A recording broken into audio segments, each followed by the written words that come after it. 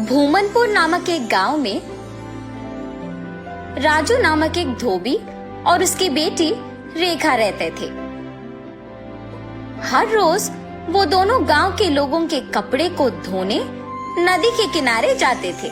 वहाँ वो कपड़े धो के सुखाते थे और तब सूखे हुए कपड़ों को उनके घर ले जाते थे।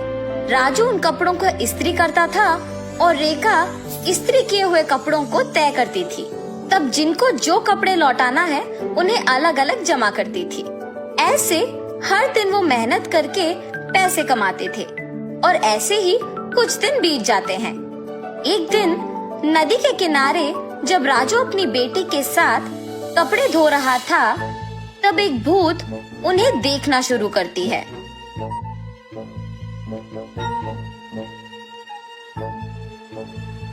न जाने मैं कब ऐसे कपड़े पहनूंगी। ऐसे उन कपड़ों के पास जाकर उन्हें पकड़ने की कोशिश करती है, लेकिन उन्हें पकड़ नहीं पाती है। तब क्या मैं इस कारण इन कपड़ों को पकड़ नहीं पा रही हूँ कि मैं एक भूत हूँ? ऐसे सोचकर राजू की बेटी रेखा की ओर देखती है। बिना कुछ सोचे समझे उसके अंदर घुस जाती है। घुसने के तुरंत बाद लाल लहंगा और जैकेट मौजूद जगह को भाग के जाती है और हाथों में कपड़ों को पकड़ के बहुत खुश हो जाती है। बेटी को ऐसे अजीब तरह से पेश आते देख राजू कहता है, हाँ क्या हुआ तुम्हें रेखा?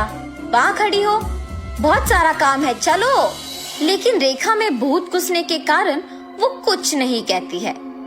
तब राजू उसके पास जाता है। रेखा गुस्से से अपनी पिता की ओर बड़ी आंखों से और लंबी नाखून के साथ देखती है। उसे ऐसे देख उसके पिता डर जाते हैं। पापा, मुझे ये अच्छा लगा है और मैं यही पहनूंगी, ऐसे कह के वहाँ से चली जाती है। रेखा को ऐसे देख उसके पिता डर डर के घर धीरे से सारे कपड़े लेके पहुँचते हैं। तब तक रेखा वहाँ उसको जो कपड़े पसंद आए वो सारे पहन के तैयार होती है। अपने आप को वो सुंदर कपड़े पहने हुए आईने में देख बहुत खुश हो जाती है। हम सबको वो दिखने में रेखा थी, मगर उसको उसकी असली रूप एक भूत के ही रूप में दिखती थी। और ऐसे ही हर रोज आए हुए कपड़ों में अपने पसंदीदा कपड़े चुनकर उन्हें पहन के तैयार होके अपने आप को आईने में देख खुश होती थी। दिन प्रतिदिन उसका तैयार होने की चाहत बढ़ती जाती है। राक्षस की तरह अपनी बेटी का व्यवहार देख राजू परेशान होता था, मगर अपनी बेटी की सच्चाई को किसी से कह भी नहीं पाता था, और अगर कहा भी तो वो ये सोच के डर जाता था कि उसका नतीजा क्या होगा। एक दिन जब गांव के जमींदार राजू को धोने के लिए कपड़े लेने के लिए बुलाते हैं, तो राजू वहाँ जाता है। कपड़े लेके जब राजू वापस घर पहुँचता है तो सारे कपड़े बाहर निकालता है।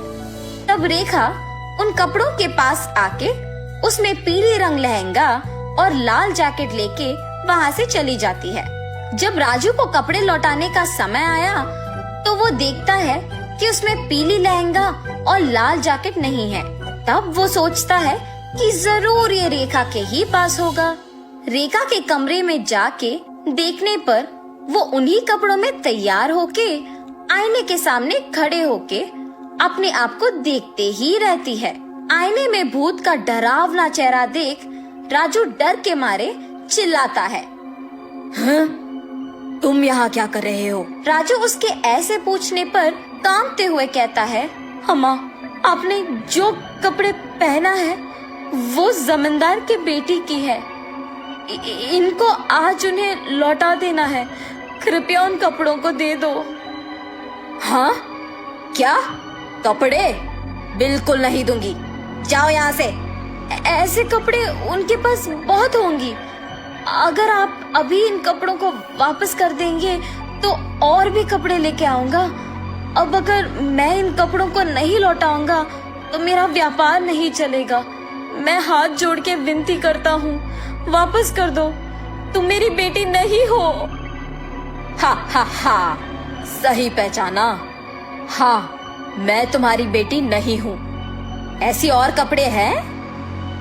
हाँ, बहुत सारे। तो फिर इन कपड़ों की मुझे क्या जरूरत? ऐसे कहकर उन कपड़ों को वहां छोड़ के हवा में उड़ के गायब हो जाती है। ये जान के जमींदार की बेटी के पास बहुत सारे कपड़े हैं, वो सीधा उनके ही घर पहुंच जाती है। अच्छे कपड़ों के लिए सारे कमरे छान मारती है। उस घर में मौजूद जमींदार के परिवार वासियों को राजू की बेटी का व्यवहार कुछ समझ में नहीं आता है। जमींदार की बेटी अपने पिता को बुला के कहती है, पापा पापा, राजू की बेटी रेखा बहुत अजीब तरह से पेश आ रही है। ऐसे कहते ही वो वहाँ जाकर कहता है, ए लड़की, क्या कर रही हो? पागल हो गई हो क्या? जमींदार के ऐसे कहने पर क्रोधित होके रेखा जोर से चिल्लाते हुए अलमारी को उठा के उन पर फेंक देती है। सभी डर जाते हैं और जो कुछ भी वो मांगती है उसके सामने रख देते हैं। रंग बिरंगी कपड़े, जेवर, चूड़ियाँ, सब। हाँ, आओ आओ, मुझे तैयार करते हुए मेरी सेवा करो, आओ। सभी डर के मारे उसके आदेश का पालन करते हैं। उसे तैयार करके उसके सामने ही एक बड़ा आईना भी रखते हैं और सभी उसके पास नीचे बैठ जाते हैं। तभी उसके पिता राजू कपड़ों के साथ जमींदार के घर पहुंचता है। राजू को देख जमींदार गुस्सा होके उस पे चिल्लाने लगता है। वो देख रेखा उसकी शक्तियों का उपयोग करके जमींदार को नीचे गिराती है। क्रोध में पागल होकर सारा सामान जोर जोर से नीचे गिराती रहती है। वहाँ मौजूद सभी को एकदम डरा देती है। एक स्वामी जी ये सब नहीं देख पाते हैं और जमींदार के घर पहुँच जाते हैं। सीधा रेखा के पास जाकर उस पे गंगा जल डालते हैं। कुछ मंत्रों का प्रयोग करके रेखा से उस भूत को बाहर लाके उसे एक बोतल में बंद कर देते हैं। भगवान के रूप में आकर आपने मेरी बेटी को बचाया। उस स्वामी जी का धन्यवाद करके जमींदार से भी माफी मांगकर वहाँ से चले जाता है।